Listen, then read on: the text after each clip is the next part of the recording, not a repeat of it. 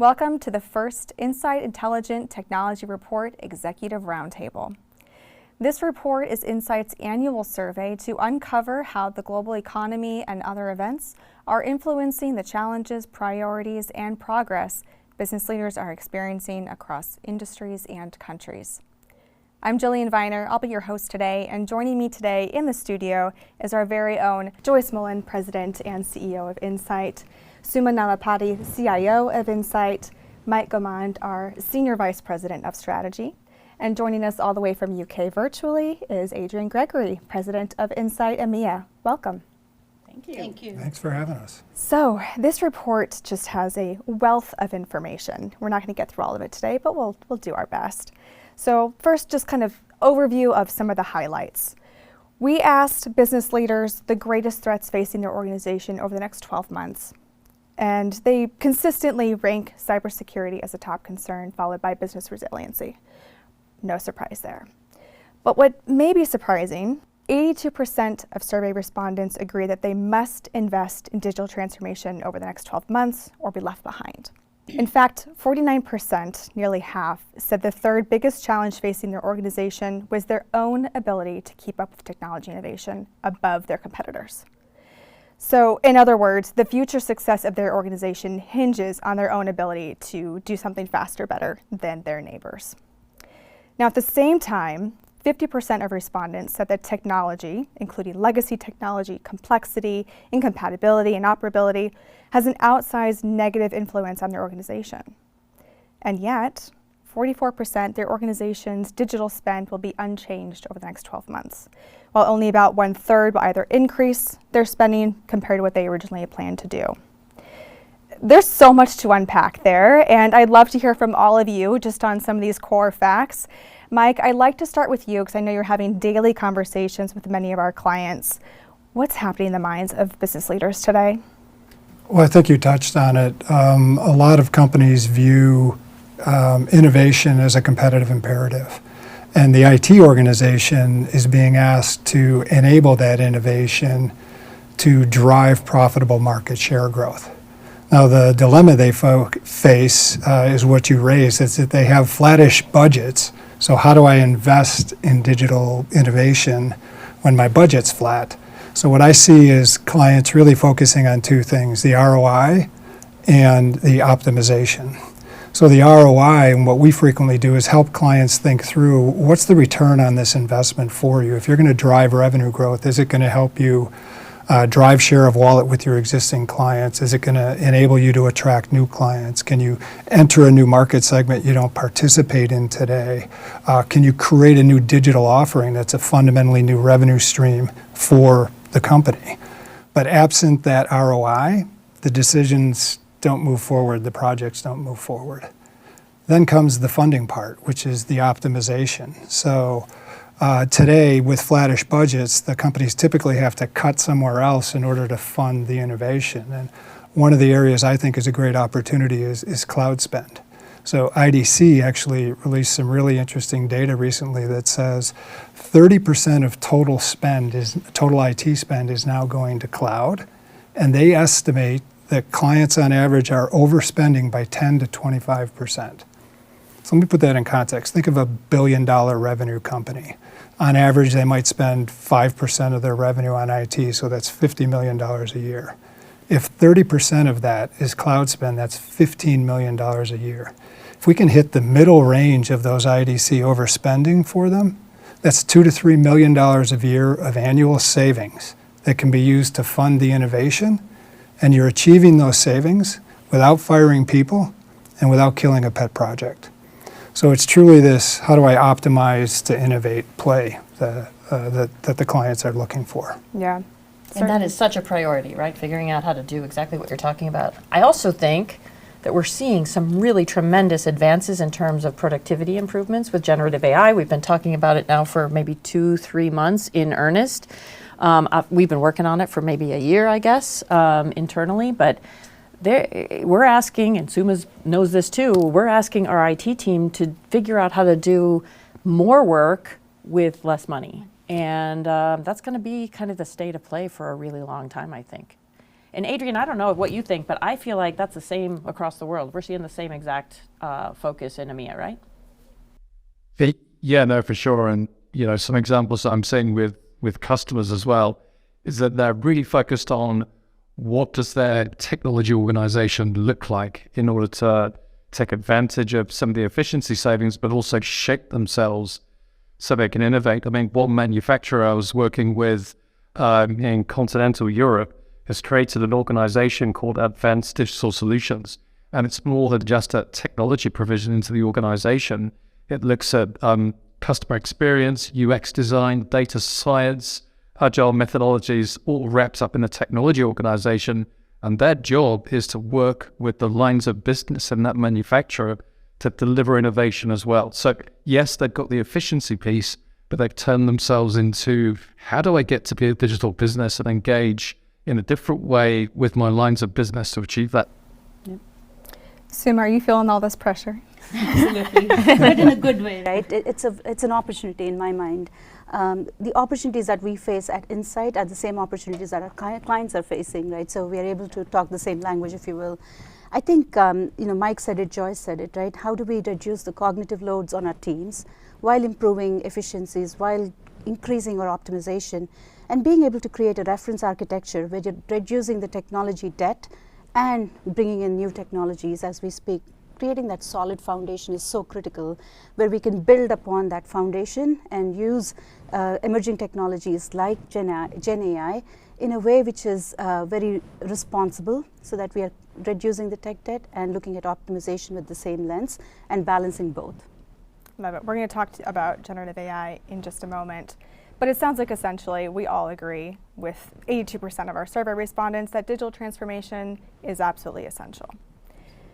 But it's really not just about going digital, right? Our survey also showed that by 2024, that's less than a year away, delivering impactful ROI through digital transformation is really the business expectation for 61% of businesses.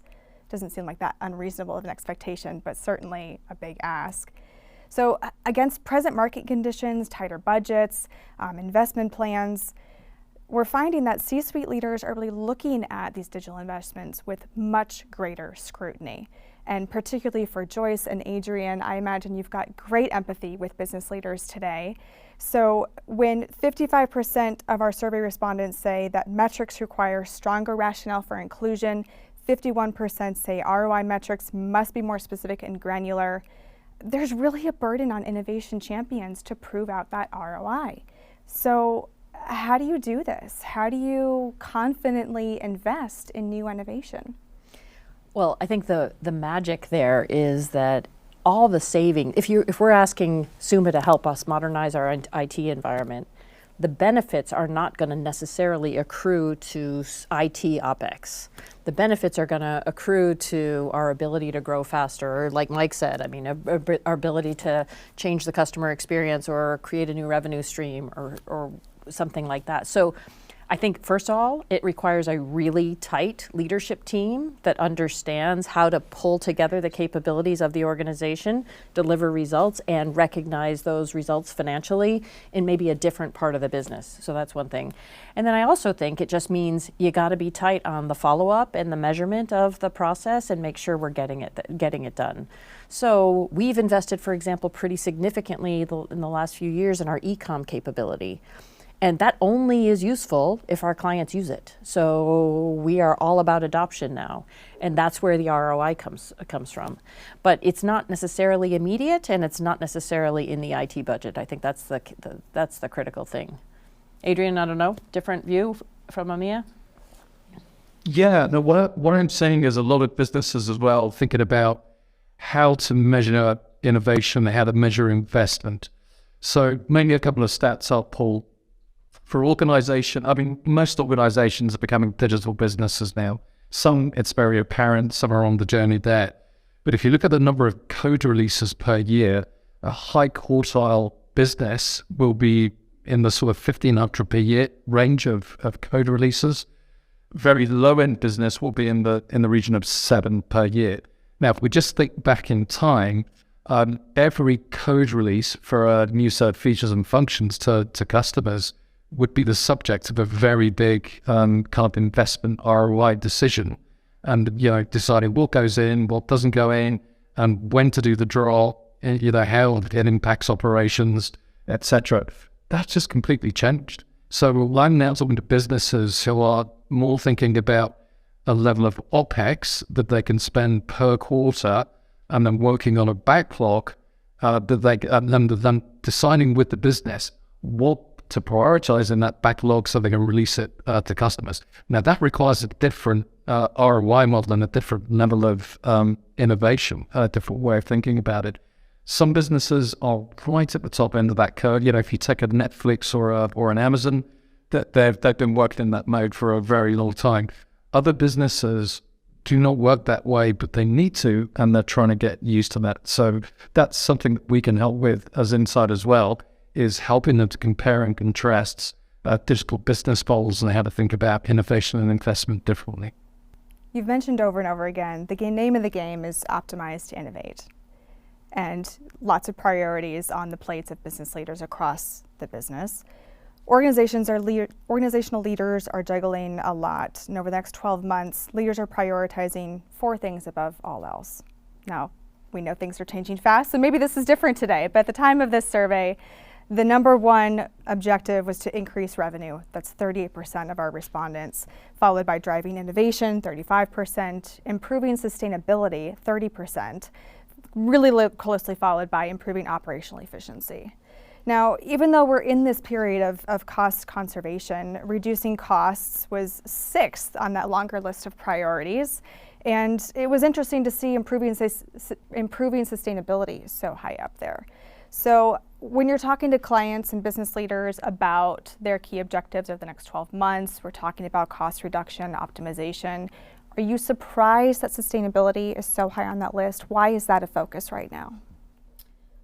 I'm not surprised. I think those things go really close together. I mean, hand in hand. So sustainability is consistent with reducing costs, is consistent with improving teammate retention, is consistent with making sure you can sort of bid on contracts and win contracts. I mean, it's becoming it's an imperative for many customers that we have effective sustainability programs, and that's the same for our clients as well. So I think it's not surprising to me at all.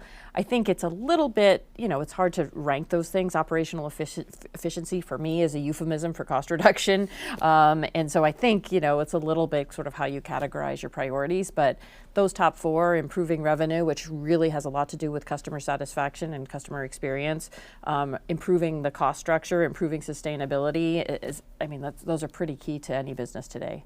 And growth right now in a market that in some parts of our business is growing pretty effectively, like software, and some parts of services are growing pretty effectively. But then there's also parts of our business, like device hardware, for example, which is declining. So you always got to be looking for those next growth vectors. So not surprised at all by those rankings and those priorities. So sustainability is really not just about let's go out and plant some trees. It's at the bottom line good and healthy for the business. Yeah, reducing power consumption, reducing the impact on the planet, helping clients get more out of their assets, or recycling, et cetera. All of those are good initiatives. Now, sustainability and ESG ranked as a top driver influencing digital transformation across the globe, but this was especially true for European businesses. 26% of U.S. Leaders say that using digital technologies to reach ESG goals is a main reason to invest in digital transformation, but 31% of European leaders thought so. Adrian, again, why are we seeing just not a huge discrepancy, but it definitely seems to be a higher priority for European business leaders? Yeah, I mean, look, as Joyce said, there's the whole piece around it just being the right thing to do.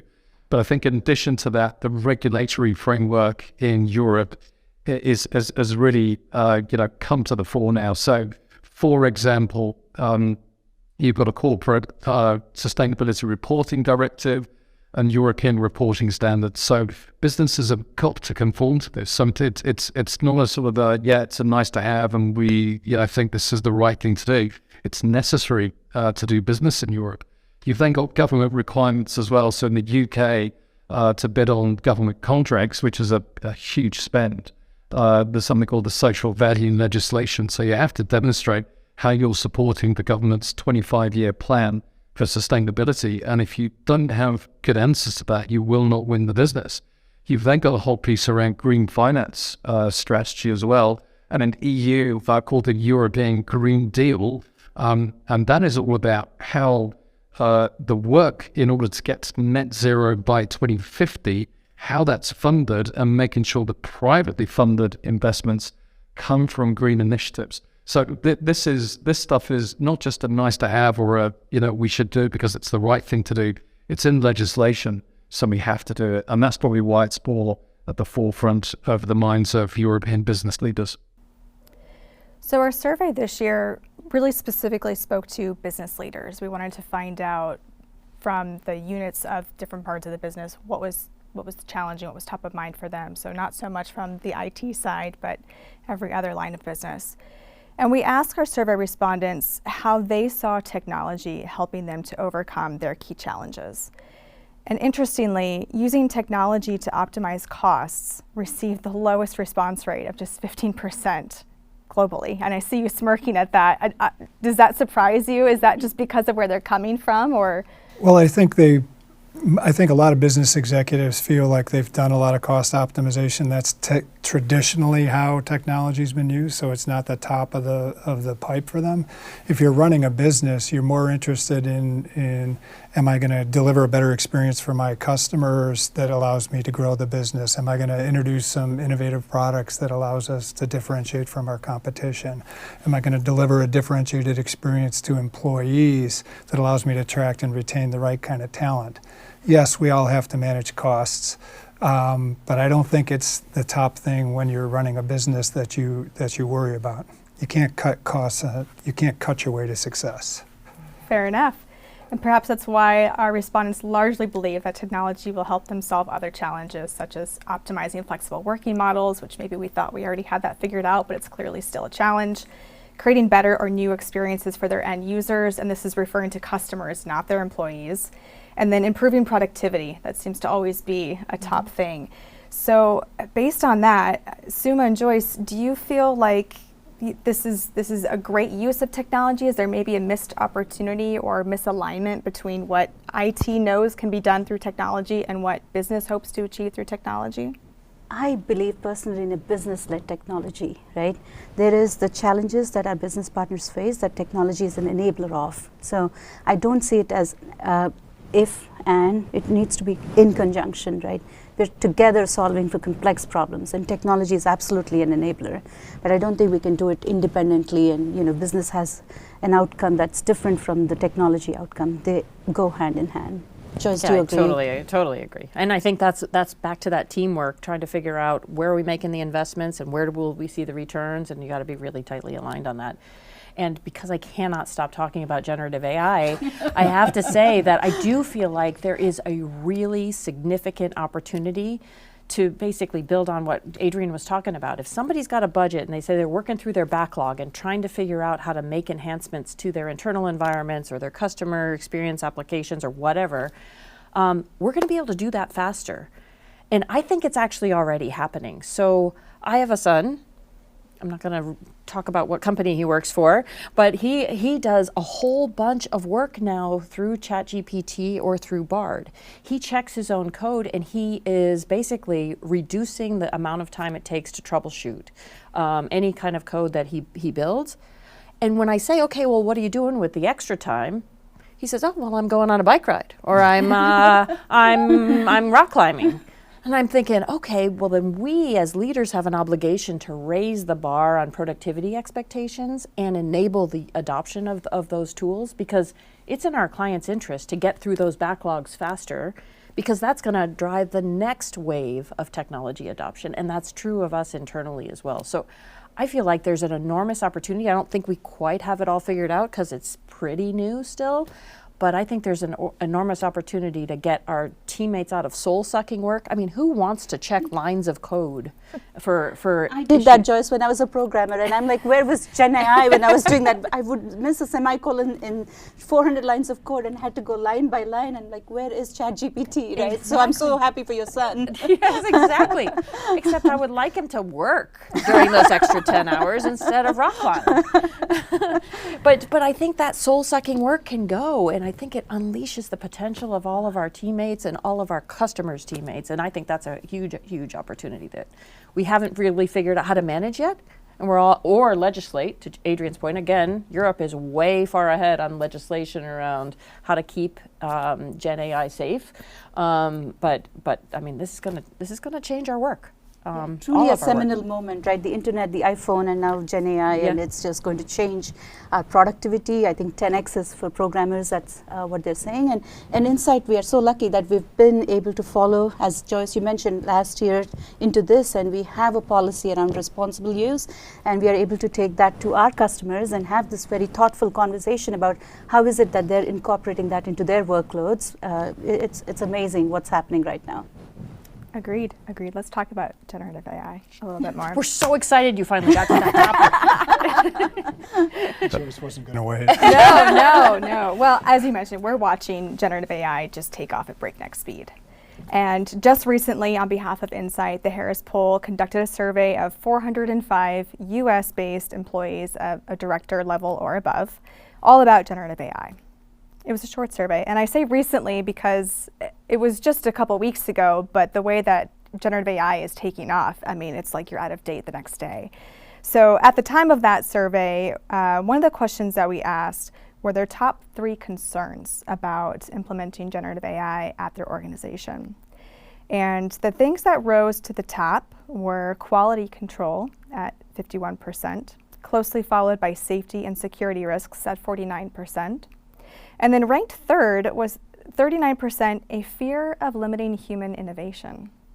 What do you get out of those insights? You guys want to go first? I'll go for all day. Don't let you. Well, I think, we talked about the legislative environment that's going to impact AI. There's a corporate policy environment that has to deal with some of the safety and privacy. So there's both the accuracy and the privacy concerns. So we know that while ChatGPT and Copilot can come up with some amazing things, they can come up with some pretty wrong things too. So there's still a human element that looks at it and says, it's 80% there. If I'm doing software development, the code's 80% there, but I'm going to look at it as a software development professional and take it to the last 20%. So I think, and then there's the privacy issue of what do you put in a private implementation versus a public implementation of generative AI, and where does that data end up? We've seen things in the media with people who've made mistakes with that already. So I think those are legitimate concerns. I think they'll be solved. I think most companies, like we're taking a very thoughtful approach to what our policies should be to protect this. So I think it's all there. I'd be interested in others' thoughts on how this limits human innovation. I think it augments it, right? There's no replacement for human cognition. I think that's what created Gen AI and everything else. So, but it's definitely going to augment it, increase productivity like 10x if you do it right. There is also a consideration for me in terms of polymorphic software, viruses that can be introduced with Gen AI, because then it evades detection. Then it evades all kinds of protocols with polymorphic software virus. Oh, wow. I don't know what that is. So it morphs into a place. You're here so much. And then, all of this compute that goes with, trying to get through those tons of data, it's going to be very interesting on how it's going to evolve over a period of time, but nothing I think is going to beat human cognition. It's going to be just like automation, right? It's going to augment it, it's going to make it complete, and we'll be able to create opportunities like that we haven't even imagined yet. So I couldn't agree more. I think this notion of augmenting innovation is really, really important. And so my husband is a historian. Many of you know this, but anyway, he has asked these questions of Bard and ChatGPT, and he basically says, they get a B+. They, no matter what question I ask, they get a B+. But who wants a B+? We don't want a B+.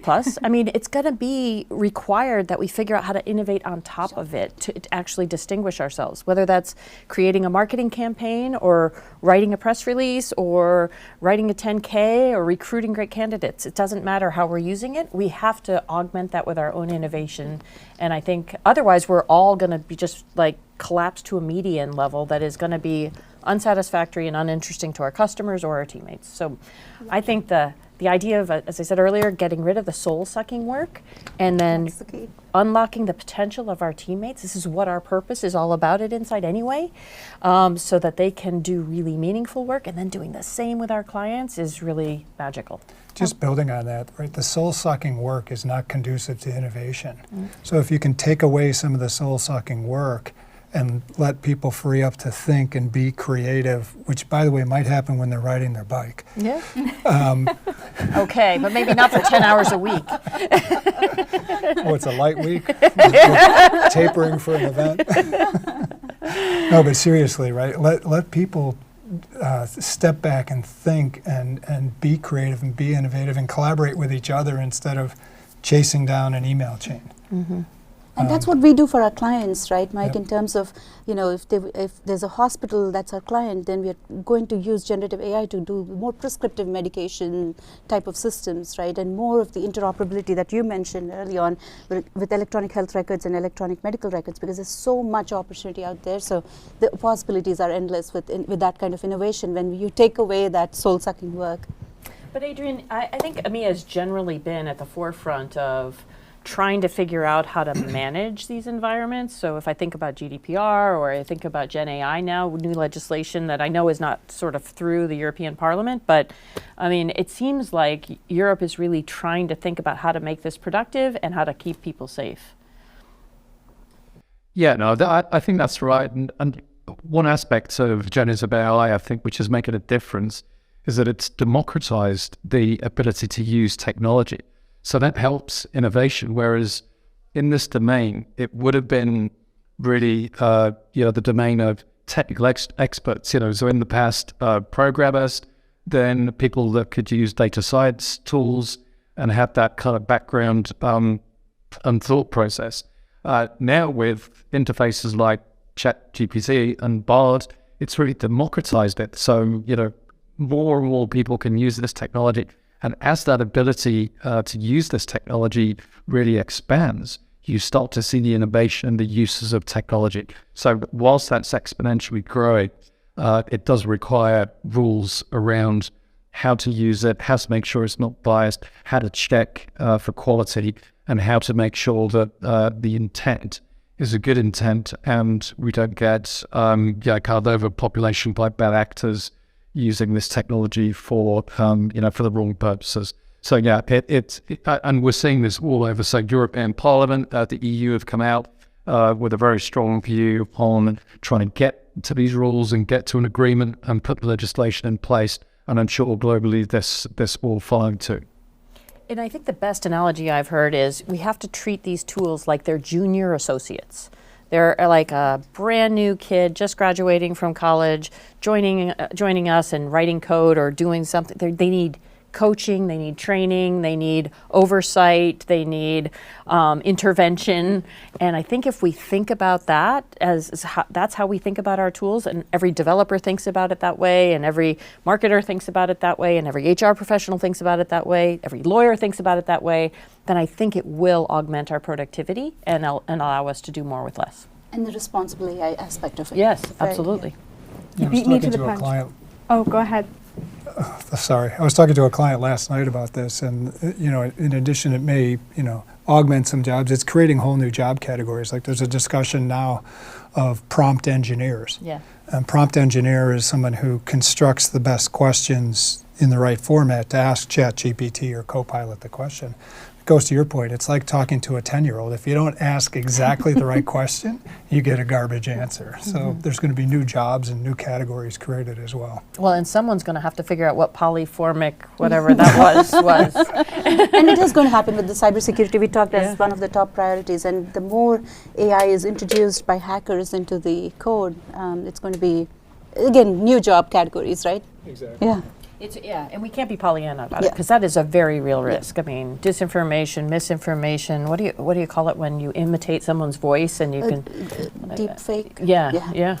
I mean, that's real. Those are real issues. Some of those are frightening. Very frightening. Very frightening. Pretty good. Yeah. Yeah.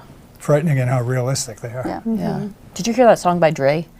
I mean, it was real, unbelievable. Yeah. Okay, this is that CEO I guy. She is amazing. You know, Up with the culture. Maybe if you did a few bars, we'd wrap it. Well, y'all beat me to the punch, but that's okay. I'm going to ask you this question anyway, because again, in our survey, one of the questions that we did ask about their concerns, job replacement was on that list, but it ranked very, very low, like to the bottom of the list. However, for 1 in 4 professionals, it is on their mind. And overwhelmingly, 90% of those individuals see very specific roles in the organization as sort of at risk to be replaced or reduced by generative AI technologies. And I love that your son has a great example of this, because some of the roles that were mentioned were data analysis and data scientists, software developers, software testers, financial operations, and communications roles. So, I mean, I think a lot of folks want to know, like, are jobs at risk? So, I mean, we've heard this before. You heard it when, like, the automobile was introduced. You hear it when the mobile phone was introduced. You heard. I am not worried about that at all. I think, as Mike said, there's going to be a whole bunch of new jobs. So I think a data scientist will probably become a prompt engineer. Or I think communications people are going to say, wow, I can do even better work because I get a whole lot of support for the soul-sucking piece. So again, not to be Pollyanna about it, sure, there are jobs that are there's going to be far fewer people doing QA testing potentially, because I think a whole bunch of that work can be done. But the AIs have to be supervised, they have to be managed, they have to be trained, they have to be coached, they have to be moderated, and we have to make sure that we're dealing with making sure that the answers are responsible and right. So work will change, but I think that's a good thing. I'm going to quote our CTO who said, your job's not going to be replaced by AI. Your job's going to be replaced by somebody who uses AI better than you do. Yeah. Right, so it's learn how to Adrian's point, the tools have been democratized. That's what generative AI did. So it's your responsibility as an employee of a company to learn how to use those tools to be better at your work. And if you don't, someone else probably will. And creating that culture of learning, right? Because we are so excited about this. There's so many, like there's an EBC that's going on right now for teammates to learn more from the experts and from for them to learn from us, right? So creating that kind of a cultural environment of learning is what's going to make the jobs different, like to Joyce's point, but more enriching. If I'm a business leader today, how quickly do I need to move on this? And does it matter what industry I'm in? You needed to move yesterday. Yeah. Is Yeah. it too late? What's the first step that you make? I mean, I think Suma's really helped us, Suma and team have really helped us figure out how to identify how we can use it safely. Because as Mike said, there've already been some pretty public issues with people's code getting, or companies' code getting out in the wild, and that's not what we want. So I think understanding how to use it safely, training teammates on how to use it safely, and then encouraging them to drive adoption. By the way, a whole bunch of our teammates are not waiting for us. They're doing it anyway. So we're trying to figure out how to make sure, before we unlock access to our data, we have a safe way to do it, and Suma's team has put that process in place, and I think that's step one. But I think you got to also get everybody excited about the growth mindset, as we call it. But I mean, you really got to be excited about learning it and understanding what it can do for you and your team. And I think let your employees figure out where the best place to use it is. Yeah. And it's not like some central team's going to say these are the 3 things we should do. They'll come up with things that we would never think of. I do think there has to be a forcing function, though. And I think that forcing function is largely around driving some kind of budgetary targets or something, so that we force the adoption, because it can be too easy to just say, wait a second, I'm not going to change a thing. And that is not how you transform your business, and it's not how you stay competitive. Great. Great closing thoughts. Thank you all for your insights today, and thank you for joining us. If you'd like to learn any more information about the reports that we discussed today, you can find links in the information below. Thank you all so much for your insights today. It was a great conversation. Thank you very much. Thanks for joining us, Thanks, Adrian. Adrian. Thank you, Thank you. Adrian.